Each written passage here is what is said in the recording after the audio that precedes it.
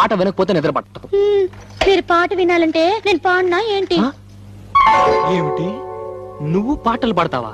ఏంటండి మరీ అంత తేలిక తీసేశారు? మా ఆశ్రమంలో ఫంక్షన్లు జరుగుతున్నప్పుడు పెద్ద పెద్ద వాళ్ళు వచ్చినప్పుడు నా చేతే పాటలు పాడించేవారు. పాటలు పాడుతున్నప్పుడు ఒకటే చప్పట్లు కొట్టే కొద్దీ నేను పాడేదాన్ని. మరి ఇన్ని రోజులు నాకు ఎందుకు చెప్పలేదు డార్లింగ్? ఏదో ఒకటి వదులు.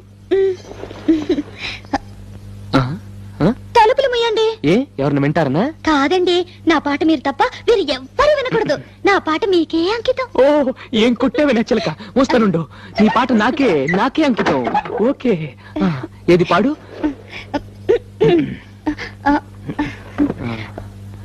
అబ్బా, మీరు నా మొహం అంక చూడకండి, నాకు సిగ్గేస్తుంది. నీ మొహం చూడకుండా ఇంకేం చూడమంటావే?